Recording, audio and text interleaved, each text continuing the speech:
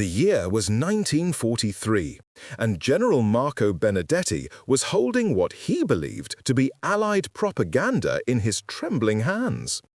The intelligence report claimed something so outrageous, so impossible, that he almost threw it in the trash. America, the report stated, had produced over 300,000 aircraft since entering the war. 300,000! Benedetti had commanded Italy's entire air force of barely 3,000 planes, and here was a single nation claiming production numbers that defied all logic. What happened next would shatter everything the Italian High Command believed about modern warfare and industrial capacity. This is the story of how one intelligence briefing changed the course of Italy's strategy forever. Before we jump back in, tell us where you're tuning in from. And if this story touches you, make sure you're subscribed, because tomorrow I've saved something extra special for you. The morning fog hung thick over the marble corridors of the Palazzo delle Esposizioni in Rome, where Italy's Supreme Command had established their wartime headquarters. General Marco Benedetti arrived earlier than usual that December morning in 1943, his polished boots echoing against the cold stone floors. As the Director of Intelligence Analysis for the Regia Aeronautica, Benedetti prided himself on his methodical approach to evaluating enemy capabilities.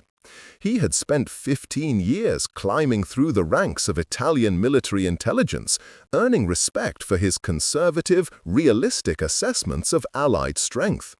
His aide, Lieutenant Colonel Vincent Morrison, an American-born Italian citizen who had immigrated to Italy in the 1920s, was already waiting in the briefing room with a stack of decoded intercepts and reconnaissance photos. Morrison had proven invaluable in translating captured American documents, his fluent English allowing him to catch nuances that other translators missed. "General, we've received something extraordinary from our agents in Switzerland," Morrison began, his voice carrying an unusual tension. "The information is so dramatic that I've had 3 separate sources verify it independently." Benedetti poured himself espresso from the silver service that had somehow survived the bombing raids on Rome. The bitter liquid had become weaker each month as supplies dwindled, but the ritual of morning coffee remained sacred among Italian officers. "Show me what has you so concerned, Vincent." Morrison spread a series of documents across the mahogany briefing table. The papers bore the letterhead of various American industrial companies: Boeing, North American Aviation, Consolidated Aircraft Corporation. What caught Benedetti's attention immediately were the production figures typed in neat columns. "These are manufacturing reports that somehow made their way through diplomatic channels in Geneva," Morrison explained. "Our contact there, a clerk in the American commercial attaché's office, photographed these during a routine filing procedure." Benedetti's eyes scanned the numbers, and his coffee cup froze halfway to his lips. Boeing alone claimed to have produced 12,731 B-17 Flying Fortresses. North American Aviation listed 15,586 P-51 Mustangs. Consolidated showed 18,482 B-24 Liberators. The figures continued down the page in an impossible cascade of industrial output. "Vincent, these numbers cannot be accurate," Benedetti said, setting down his cup with deliberate care. "Our entire aviation industry, working at maximum capacity since 1940, has produced perhaps 11,000 aircraft total. You're showing me documents claiming single American factories are outproducing our entire nation." Morrison nodded grimly. "That's exactly what I thought, sir. But look at this. He produced a thick folder filled with aerial reconnaissance photos taken by high-altitude Caproni aircraft over British airfields. Benedetti studied the photographs through a magnifying glass. The black and white images showed seemingly endless rows of aircraft parked wingtip to wingtip across vast concrete aprons. At RAF Scampton, he counted over 200 bombers in a single photograph. RAF Conisbee showed similar numbers. The scale was staggering. Our pilots report similar concentrations at dozens of bases across England, Morrison continued, and these are just the aircraft they can see during daylight reconnaissance missions. Intelligence suggests the Americans are operating from at least 40 major airfields in Britain alone. General Benedetti walked to the large map of Europe that dominated one wall of the briefing room. Red pins marked known German positions, blue pins showed Allied bases, and black pins indicated areas of active combat. The concentration of blue pins across Britain, North Africa, and the newly established bases in southern Italy painted a picture of overwhelming Allied air superiority. Even if we accept these production figures as accurate, Benedetti mused, the logistical implications are staggering. Each aircraft requires trained pilots, mechanics, fuel, ammunition, and spare parts. The Americans would need an industrial infrastructure unlike anything the world has ever seen. Morrison produced another folder, this one containing translated excerpts from American newspapers and magazines that had somehow made their way to neutral Switzerland. Sir, these civilian publications openly discuss American war production. They're not even trying to hide their capabilities. Look at this article from Fortune magazine. The article described the conversion of American automobile plants to aircraft production. The Ford Motor Company's Willow Run plant, according to the article, was producing one B-24 bomber every hour by late 1943. General Motors had converted 12 separate facilities to produce engines, turning out over 1,000 engines monthly from factories that had previously manufactured Buicks and Cadillacs. This is what troubles me most, Benedetti admitted. If these were military secrets, if the Americans were trying to conceal their production capacity, I might suspect disinformation.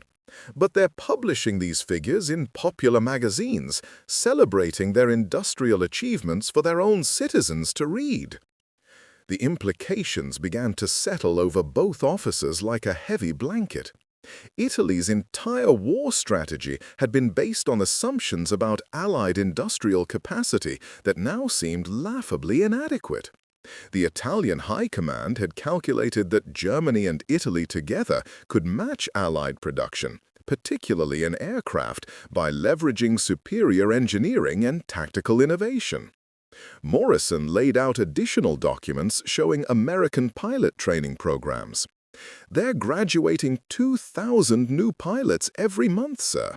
Our entire pilot training program produces perhaps 150 pilots monthly, and that's when we have adequate fuel for training flights. Benedetti studied a photograph of an American flight training base in Texas. Hundreds of training aircraft were visible, more than Italy's entire remaining air force. The Americans weren't just producing aircraft faster than Italy could count them. They were training pilots to fly those aircraft at an equally overwhelming pace. "The mathematics are sobering," Benedetti said quietly. "If America can produce 300,000 aircraft, and if they can train pilots to fly them, then every strategic calculation we've made is fundamentally flawed." The general returned to his desk and pulled out Italy's own production reports. The Regia Aeronautica had begun the war with approximately 3,000 aircraft. Italian factories, working at maximum wartime production, had managed to build perhaps 8,000 additional aircraft since 1940. Many of these had been shot down, crashed during training, or cannibalized for spare parts to keep other aircraft flying. "Vincent, prepare a comprehensive briefing for Field Marshal Cavallero," Benedetti ordered. "Include every piece of evidence we've gathered, production figures, reconnaissance photographs, pilot training data, everything. The Marshal needs to understand what we're facing. Morrison gathered the documents carefully. Sir, do you think the Marshal will believe these figures? They seem almost fantastical. Benedetti walked to his office window, which offered a view over Rome's ancient rooftops toward the Tiber River. In the distance, he could see smoke rising from the railway yards that Allied bombers had struck the previous night. The raids were becoming more frequent, more precise, and involved larger formations of aircraft than Italian intelligence had thought possible. 3 months ago, I would have dismissed these numbers as Allied propaganda, he admitted. But look outside, Vincent. Every night, hundreds of bombers pass over Rome. Our radar operators report formations of 500, 800, sometimes over 1,000 aircraft in a single raid. Where are all these aircraft coming from? Preparing and narrating this story took us a lot of time. So, if you are enjoying it, subscribe to our channel. It means a lot to us. Now, back to the story. Field Marshal Pietro Cavaliero received General Benedetti's urgent request for an emergency briefing at 1400 hours on a cold Thursday afternoon. The Field Marshal had been reviewing casualty reports from the disastrous North African campaign when his secretary announced that Benedetti was requesting an immediate audience with supporting intelligence staff. Cavaliero's initial reaction was irritation. He had 3 other critical meetings scheduled that afternoon. But something in the wording of Benedetti's message suggested genuine urgency rather than routine intelligence updates. The conference room in the basement of the Palazzo delle Esposizioni had been converted from a museum storage area into a secure briefing facility. Heavy curtains blocked the small windows, and armed guards stood outside reinforced doors. Maps covered every wall, marked with colored pins tracking the movement of armies across 3 continents. The air smelled of cigarette smoke and leather from the worn briefcases that senior officers carried everywhere. Cavaliero arrived to find not just Benedetti and Morrison, but also General Antonio Fabri from the Ministry of Aircraft Production and Admiral Giuseppe Torretti from Naval Intelligence.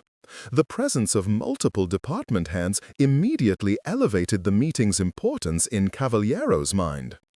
Gentlemen, General Benedetti has requested this emergency session to discuss what he terms critical intelligence regarding American industrial capacity, Cavaliero began, settling into the chair at the head of the long table. Marco, you have 30 minutes to present your findings. Benedetti activated the overhead projector, filling the far wall with a detailed chart showing aircraft production figures. The numbers glowed starkly against the white screen. Boeing, 12,731 heavy bombers. North American Aviation, 15,586 fighters. Consolidated Aircraft, 18,482 long-range bombers. The list continued with dozens of American manufacturers, each showing production numbers that dwarfed Italy's entire aviation industry. Field Marshal, these figures represent verified American aircraft production from January 1942 through November 1943. Our intelligence sources in Switzerland have provided documentation that appears authentic and has been corroborated through multiple channels. General Fabri, responsible for Italy's aircraft manufacturing, immediately leaned forward in his chair. Marco, those numbers are physically impossible. The largest aircraft factory in Europe is Messerschmitt's Regensburg plant, which produces perhaps 15 aircraft per month at maximum capacity. You're showing me American companies claiming to build 50 aircraft daily. Morrison distributed photographs of American factory interiors taken by Italian agents working as foreign laborers. The images showed assembly lines stretching beyond the camera's depth of field, with partially completed aircraft moving through stages of construction like automobiles on Henry Ford's production lines. These photographs were taken inside the Consolidated Aircraft plant in San Diego, Morrison explained. Our source worked there for 6 weeks as a maintenance contractor before returning to Italy through Mexico. He reports that this single facility operates 3 8-hour shifts daily, completing 4 B-24 bombers every 12 hours. Admiral Toretti studied the photographs through a magnifying glass.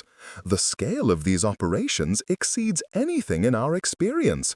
But Marco, how do we know these aren't elaborate propaganda installations designed to mislead our intelligence services? Benedetti had anticipated this question. Admiral, examine these reconnaissance photographs from Royal Air Force bases. He projected a series of aerial images taken by Italian pilots during high-altitude reconnaissance missions over Britain. Each photograph showed hundreds of aircraft parked at single airfields. Our pilots initially reported these concentrations as impossible exaggerations, Benedetti continued. Flight Lieutenant Richardson, flying a Caproni C-313 at 25,000 feet over RAF Scampton, photographed 347 heavy bombers on the ground simultaneously. Similar numbers appear at Coningsby, Waddington, and 15 other major bases. Field Marshal Cavaliero walked to the wall map showing Britain and began calculating distances between airfields.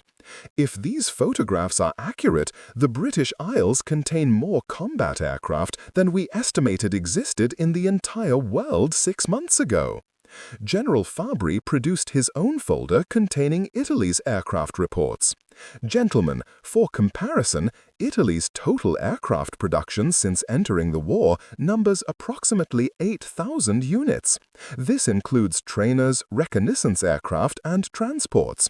Our combat aircraft production peaks at perhaps 200 units monthly across all manufacturers combined. The contrast was devastating. Morrison projected another document showing American pilot training statistics. The United States Army Air Forces graduated 193,400 pilots in 1943 alone. They're operating 63 flight training bases across the American continent, each capable of training more pilots annually than Italy has trained in the entire war. Admiral Toretti set down his magnifying glass and looked directly at Cavaliero. Field Marshal, if these figures are accurate, our fundamental strategic assumptions are catastrophically flawed. We've been planning operations based on the belief that we could achieve local air superiority through tactical innovation and superior pilot training. Cavaliero studied a photograph showing rows of P-51 Mustangs at an American factory airfield in California. The aircraft extended beyond the image's borders, suggesting hundreds more existed outside the camera's range. Marco, what does German intelligence report about American production capacity? That's perhaps the most troubling aspect, sir, Benedetti replied. German intelligence reports show similar American production figures, but Berlin appears to be dismissing them as propaganda. Field Marshal Milch's office continues to base Luftwaffe planning on the assumption that American aircraft production cannot exceed German levels significantly. Morrison activated a different projector showing American newspaper headlines collected from neutral countries. The headlines celebrated production milestones. Boeing delivers 1,000th Flying Fortress. North American Aviation breaks monthly fighter production record. American aircraft plants working around the clock to support Allied victory. These aren't military documents, Morrison emphasized.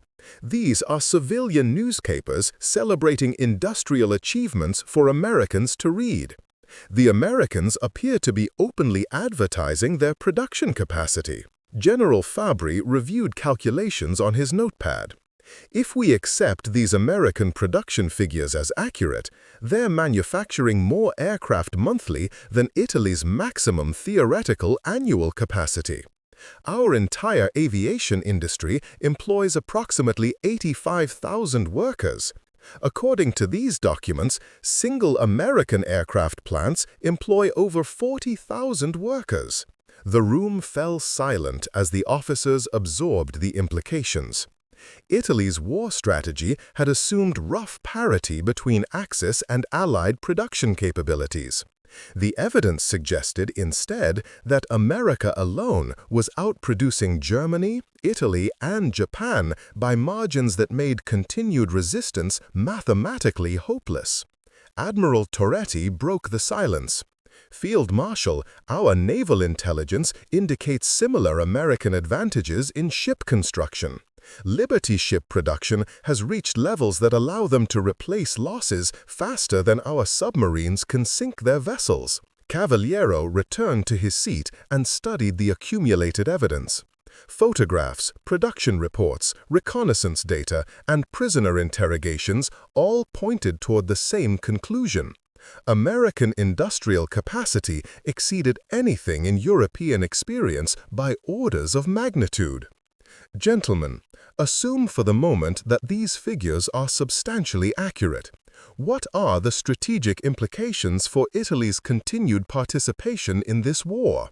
The question hung in the air like cordite smoke after artillery fire. Each officer understood that questioning Italy's war strategy bordered on defeatism, but the mathematics of American production made continued optimism impossible to sustain. General Benedetti gathered his documents slowly. Field Marshal, we need to brief Prime Minister Badoglio immediately. These intelligence findings require policy decisions far above our operational authority. The meeting that had begun as a routine intelligence briefing had evolved into something approaching a crisis of strategic faith.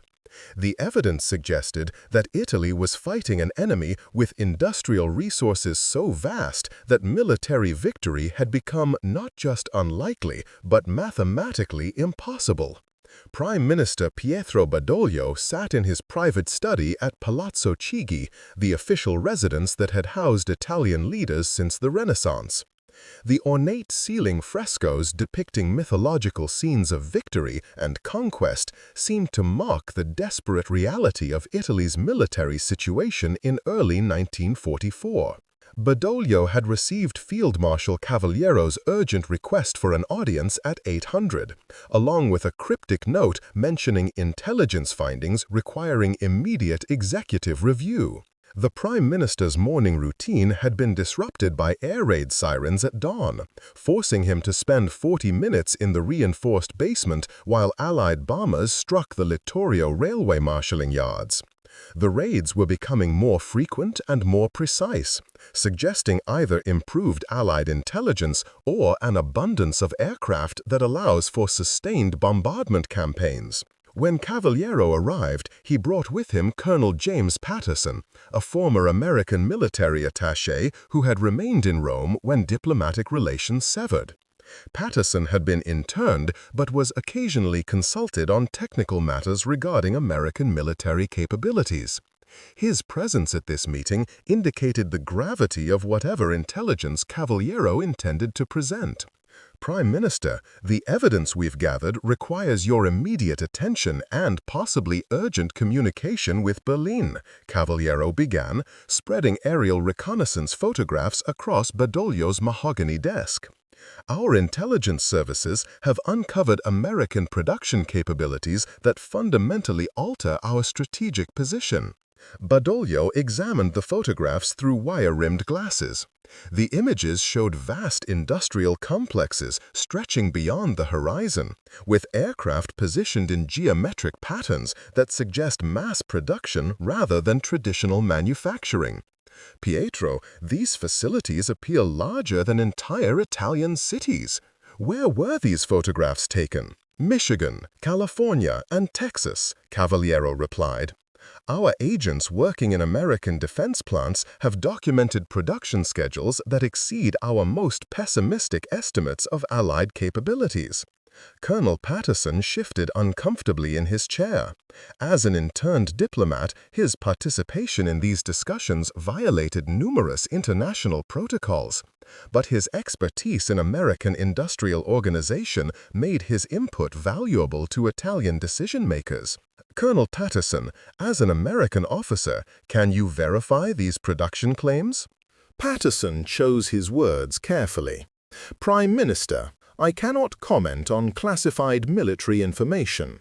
However, American industrial capacity in peacetime already exceeded European levels substantially. The conversion to wartime production has involved resources and techniques unknown in European manufacturing. Cavallaro produced a thick folder containing translated excerpts from American technical publications. Sir, these documents describe manufacturing innovations that revolutionize aircraft production. American factories use assembly line techniques borrowed from automotive manufacturing, allowing semi-skilled workers to build complex aircraft through standardized procedures. The Prime Minister studied diagrams showing aircraft assembly processes. Unlike traditional European methods where skilled craftsmen built aircraft individually, American factories divided construction into hundreds of specialized tasks performed by workers with minimal training. The efficiency gains were staggering. According to these reports, Cavallaro continued, Ford Motor Company's Willow Run plant produces one B-24 bomber every 63 minutes. The plant operates continuously, completing 24 aircraft daily from a single facility. Badoglio calculated the implications quickly. At that rate, one American factory produces more aircraft monthly than Italy's entire aviation industry. How many such facilities are operating? Patterson reluctantly provided context. Prime Minister, major American corporations have converted dozens of facilities to aircraft production. General Motors, Chrysler, Ford, and smaller manufacturers have all contributed to the war effort. The scale involves America's entire industrial base. The conversation was interrupted by the Prime Minister's secretary announcing the arrival of General Robert Hayes, Chief of Italian Military Intelligence Coordination with German forces. Hayes brought alarming news from Berlin regarding German assessments of American capabilities. Prime Minister, German intelligence has reached similar conclusions about American production. However, Berlin's response has been to accelerate V-weapon development rather than reassess strategic objectives. Field Marshal Milch believes German technological superiority can offset American numerical advantages. Badoglio studied a German intelligence report that Hayes provided. The document confirmed American aircraft production figures, but concluded that German jet aircraft and rocket technology would neutralize American advantages through superior performance per unit. General Hayes, do German assessments include pilot training and operational readiness factors? That's where German and Italian intelligence diverge significantly, Hayes replied. Berlin assumes American pilots lack European combat experience and training standards. Our Mediterranean operations suggest otherwise. American pilots demonstrate tactical proficiency and aircraft familiarity that indicates extensive training programs. Colonel Patterson provided additional perspective. American flight training operates on industrial scales matching aircraft production. Training bases across the continental United States graduate thousands of pilots monthly. The training aircraft inventory alone exceeds most nations' total air forces. The Prime Minister walked to his window overlooking the Tiber River. Roman traffic continued normally below, but Badoglio could see concrete barricades and anti-aircraft positions that hadn't existed 6 months earlier. The war was reaching deeper into Italian territory with each passing week. Gentlemen, present me with scenarios based on these intelligence findings. If American production claims are accurate, what are Italy's realistic options? Cavallaro opened a strategic assessment folder prepared by his staff. Prime Minister, mathematical analysis suggests 3 possible courses. First, immediate negotiation for separate peace while retaining some bargaining position. Second, continued resistance in hopes that German wonder weapons alter the strategic balance. Third, complete military cooperation with American forces against German positions in Italy. Each option carried enormous political and military risks. Separate peace negotiations would require betraying Germany, Italy's primary ally. Continued resistance against overwhelming American forces would devastate Italian cities and military forces. Military cooperation with American forces against Germany would transform Italy from Axis partner to allied collaborator. General Hayes provided German perspectives on Italian options. Berlin expects continued Italian resistance regardless of strategic mathematics. German forces in Italy depend on Italian logistical support and territorial control. Any Italian defection would collapse German defensive positions south of the Alps.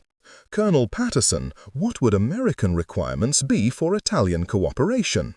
Patterson hesitated before responding. Prime Minister, I cannot negotiate on behalf of my government. However, American policy typically emphasizes unconditional surrender followed by reconstruction assistance. Italy's strategic value lies in airfields and ports for operations against Germany. The discussion revealed the desperate nature of Italy's position. American industrial might made continued resistance catastrophically expensive, but surrender or defection carried equal risks of German retaliation and national humiliation. Cavallero presented intercepted American communications discussing Operation Husky, the invasion of Sicily. Prime Minister, Allied planning documents suggest American forces will land in southern Italy with overwhelming numerical superiority. Local resistance would be futile given the aircraft concentrations available for ground support. Badoglio returned to his desk and studied the accumulated evidence one final time. Production reports, reconnaissance photographs, intelligence assessments, and strategic analyses all pointed toward the same conclusion. Italy was fighting an enemy with resources so vast that military victory was impossible. Gentlemen, I need to communicate with His Majesty immediately, Badoglio decided. These intelligence findings require decisions at the highest level of government. The king must understand what we're facing before we proceed further.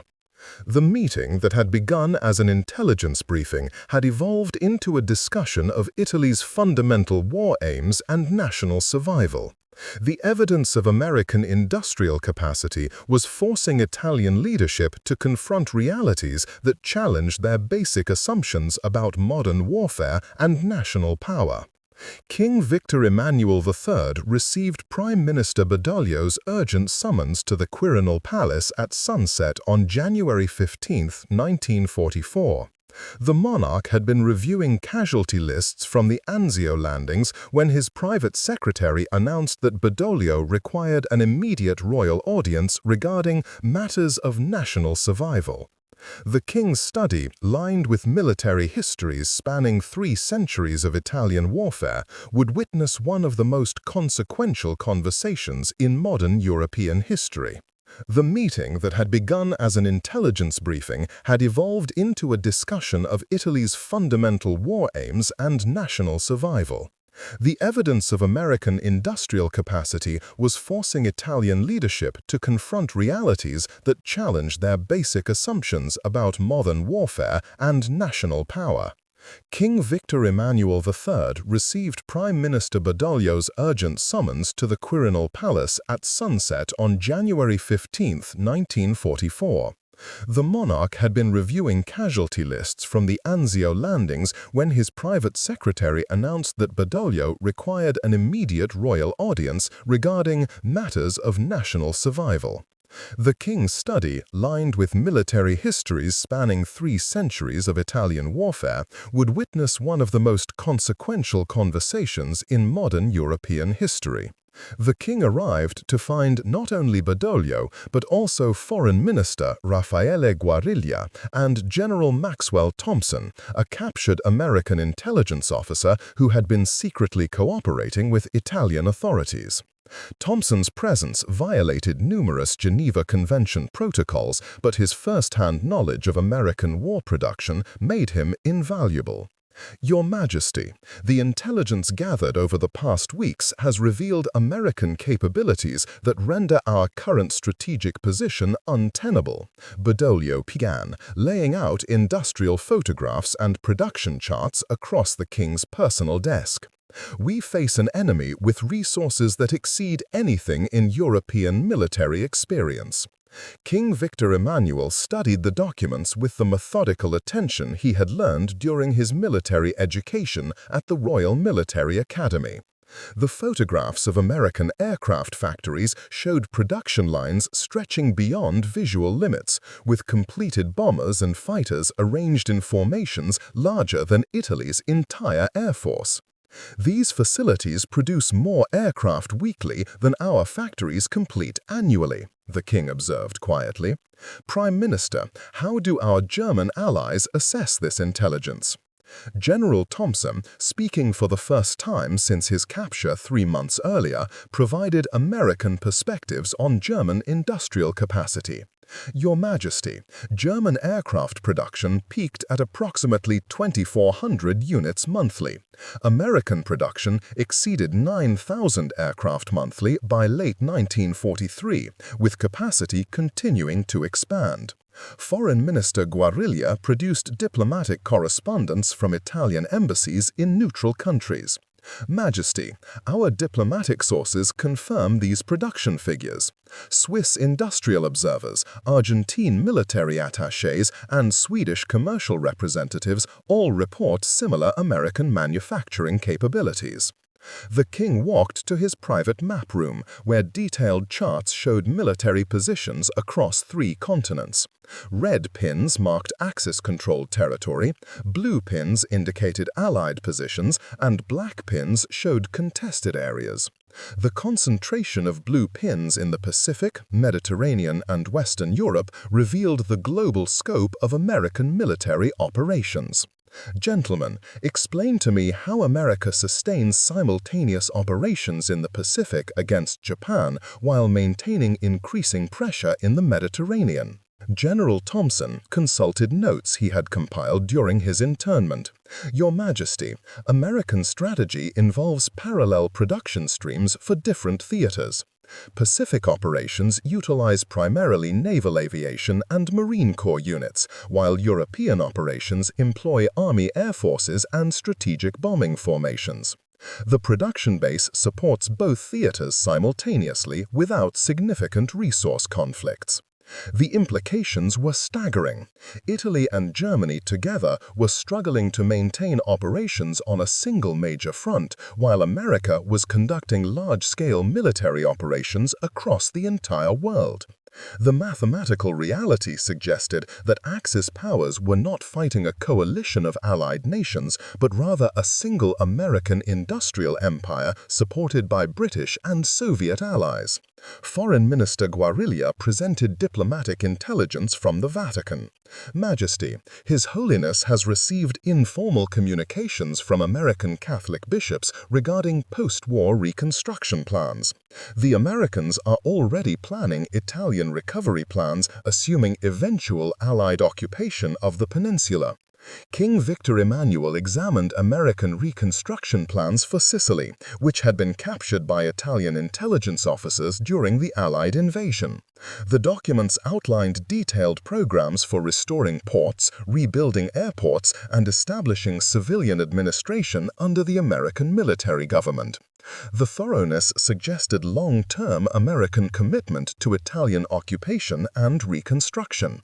These reconstruction plans assume American forces will remain in Italy for years after hostilities end. They're planning permanent strategic bases, not temporary military occupation. General Thompson provided context about American post-war planning. Your Majesty, American strategic doctrine envisions permanent overseas bases to prevent future conflicts. Italy's geographic position makes it valuable for operations against potential Soviet expansion or renewed German militarism. The conversation was interrupted by urgent communications from Italian forces defending against the American breakout from Anzio. Field reports described American ground attack aircraft operating in formations of 50 or more, providing close air support with precision and intensity that rendered Italian defensive positions untenable. These tactical reports confirm the production intelligence, Badoglio observed grimly. American forces can afford to use aircraft in ground support roles because they possess numerical superiority that allows such tactical luxury. The king returned to his desk and studied intercepted American military communications discussing Operation Overlord, the planned invasion of France. The scale of preparations involved thousands of aircraft, hundreds of ships, and logistical support that dwarfed any military operation in European history. Prime Minister, if these American capabilities are accurate, what realistic options remain for Italian policy? The king asked directly. Badoglio presented 3 folders containing detailed strategic assessments. Majesty, our options have narrowed to immediate negotiation for separate peace, continued resistance until complete military collapse, or active cooperation with American forces against German positions in Italy. Each option carried catastrophic risks. Separate peace would invite German retaliation and possibly civil war. Continued resistance would result in the systematic destruction of Italian cities and military forces. Cooperation with American forces would transform Italy from Axis ally to American client state. Foreign Minister Guariglia provided diplomatic perspectives on American negotiation positions. Majesty, informal contacts suggest American willingness to discuss Italian surrender terms that preserve royal authority and provide reconstruction assistance. However, Americans require complete cessation of military cooperation with Germany. The king studied American political communications intercepted by Italian intelligence services.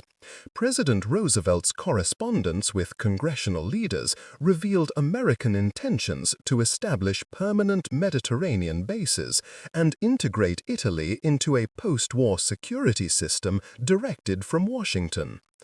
Gentlemen, America is not seeking temporary military victory, the king concluded. They are establishing permanent global hegemony backed by industrial resources that exceed traditional European concepts of national power. General Thompson confirmed the king's assessment. Your Majesty, American strategy extends beyond this war.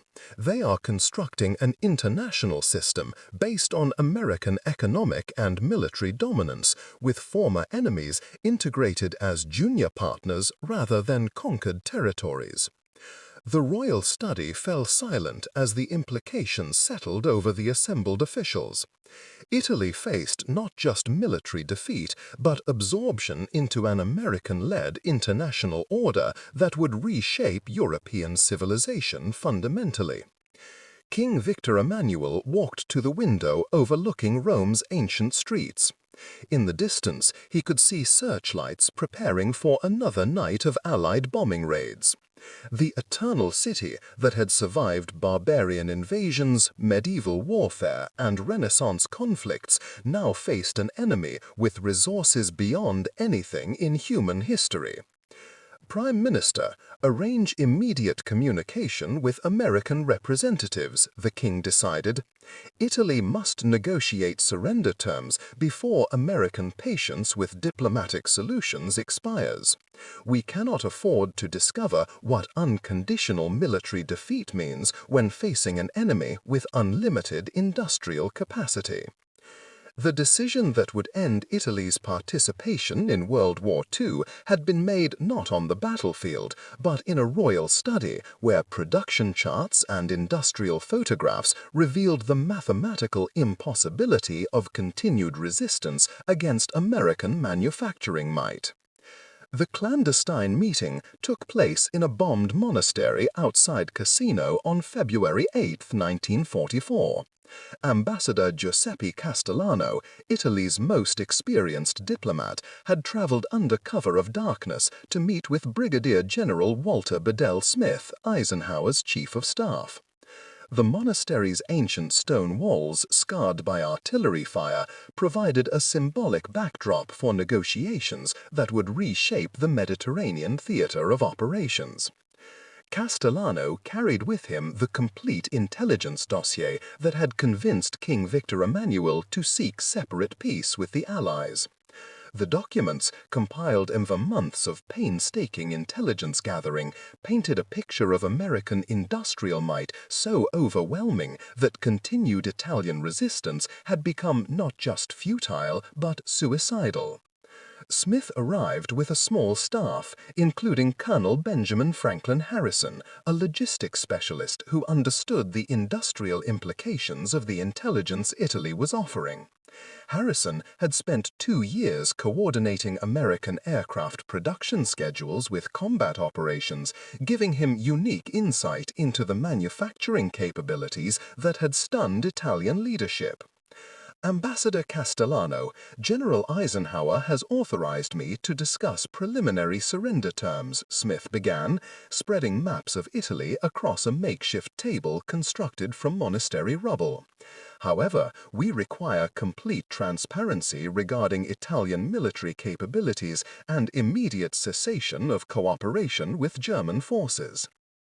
Castellano produced the intelligence files that had shocked Italian leadership into seeking negotiations.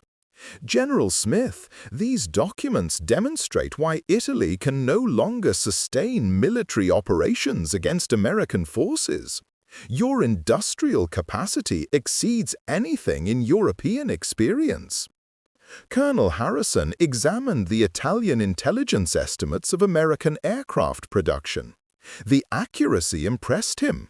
Italian agents had documented production figures that closely matched classified American manufacturing reports.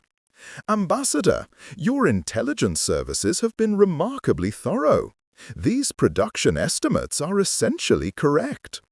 The confirmation that Italian intelligence had accurately assessed American capabilities added weight to Castellano's negotiating position. Italy wasn't surrendering from cowardice or political convenience, but from mathematical recognition that continued resistance was impossible. General Smith, Italy requests terms that acknowledge our contribution to ending hostilities. We can provide immediate access to airfields, ports, and strategic intelligence that will accelerate Allied operations against Germany. Smith consulted instructions from Allied headquarters in Algiers. Eisenhower had authorized generous terms for Italy, recognizing that Italian cooperation could shorten the war significantly. American planners needed Italian airfields for the strategic bombing campaign against Germany and Romanian oil fields. Ambassador, the United States is prepared to offer co-belligerent status rather than unconditional surrender, Smith replied. Italy would declare war against Germany, provide military bases for Allied operations, and contribute forces to the campaign against German positions. The terms were more generous than Italian leadership had dared hope. Co-belligerent status would preserve Italian sovereignty while protection against German retaliation. American industrial might that had terrified Italian generals would now shield Italy from German revenge. Colonel Harrison outlined the practical implications of Italian cooperation. Ambassador, American forces require immediate access to the airfield complexes at Foggia and Bari. These bases will support strategic bombing operations that require the aircraft production capacity your intelligence services have documented. Castellano studied American operational plans for the Foggia airfield complex. The documents revealed that American strategic bombing would intensify dramatically once Italian bases became available. The 15th Air Force would operate over 1,000 heavy bombers from Italian airfields, conducting round-the-clock operations against German industrial targets. General Smith, these bombing plans assume aircraft availability that our intelligence suggested was impossible, Castellano observed. You're planning operations involving more aircraft than Italy believed existed in the world. Smith confirmed the scope of American bombing operations. Ambassador, by summer 1944, American forces will operate over 3,000 heavy bombers in the European theater. Combined with Royal Air Force operations, we'll maintain continuous pressure on German industrial capacity. The numbers reinforced everything that had driven Italy to seek peace. American aircraft production had reached levels that allowed strategic bombing campaigns of unprecedented intensity while simultaneously supporting Pacific operations against Japan. The industrial base that had stunned General Benedetti was now being unleashed at maximum capacity. Negotiations continued through the night as both sides worked out details of Italian surrender and cooperation. American requirements included not just military bases, but complete intelligence sharing about German defensive positions, troop movements, and industrial targets. Italy's intelligence networks, developed over 3 years of alliance with Germany, would be turned against their former partners. Ambassador Castellano provided German order of battle information that American intelligence had been seeking for months. Italian agents embedded within German military units could provide real-time intelligence about defensive preparations, supply difficulties, and morale problems affecting German forces throughout southern Europe. General Smith, Italian intelligence indicates severe German supply shortages due to Allied bombing of transportation networks, Castellano reported. German forces in Italy receive approximately 30% of required ammunition and fuel supplies. Colonel Harrison cross-referenced this intelligence with American bombing assessment reports. The strategic bombing campaign enabled by massive aircraft production was systematically destroying German logistics capabilities. Italian intelligence confirmed that American industrial might was achieving strategic effects that traditional military operations could not accomplish. The conversation revealed how American manufacturing capacity was reshaping warfare itself. Instead of seeking decisive battles or territorial conquest, American strategy involved using industrial superiority to strangle enemy logistics and production. The 300,000 aircraft that had shocked Italian generals were instruments of economic warfare rather than traditional military force. As dawn approached, both negotiating teams had reached preliminary agreement on surrender terms. Italy would announce armistice on September 8, 1943, coinciding with Allied landings at Salerno. Italian forces would immediately cease cooperation with Germany and provide intelligence support for Allied operations. General Smith outlined American post-war reconstruction plans for Italy. The programs involved massive investment in Italian infrastructure, industrial modernization, and economic integration with American-led international institutions. Italy would emerge from the war as a junior partner in American global hegemony rather than a conquered enemy. Ambassador, American policy emphasizes rapid reconstruction of former enemies as barriers against Soviet expansion, Smith explained. Italy's geographic position makes it valuable for containing communism in southern Europe. The Cold War context was already shaping American thinking about post-war Europe. Italy's surrender was not just ending one war, but positioning for the next global conflict between American capitalism and Soviet communism. Italian cooperation with American forces would establish a permanent American presence in the Mediterranean. Castellano returned to Rome with surrender terms that preserved Italian dignity while acknowledging military reality.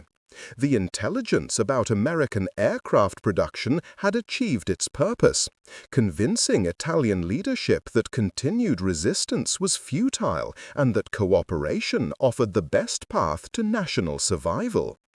The announcement of Italian surrender on September 8, 1943, shocked German leadership almost as much as American production figures had stunned Italian generals.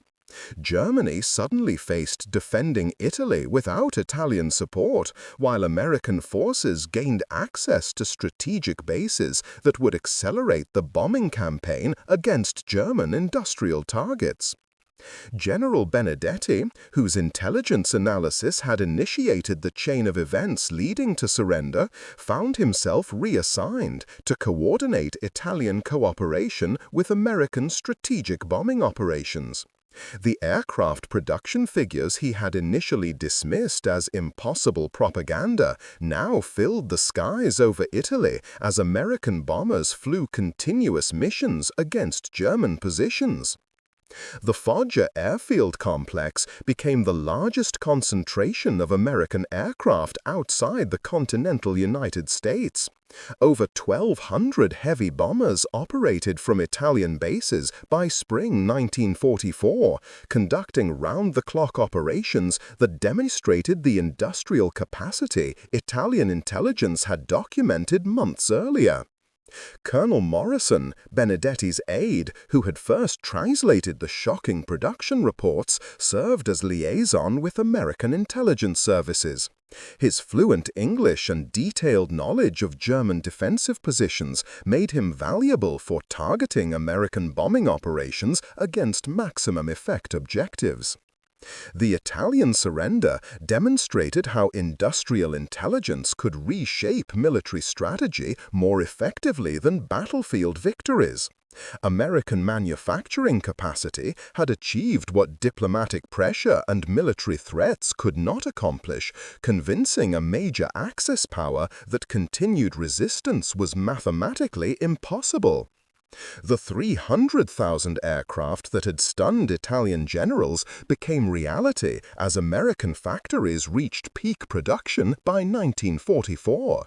The industrial might that seemed impossible in late 1943 transformed the Mediterranean theater, shortened the war in Europe, and established American global dominance that would define the post-war international order. General Benedetti often reflected on the intelligence briefing that had changed everything. A single folder of production reports and reconnaissance photographs had revealed truths that traditional military thinking could not comprehend.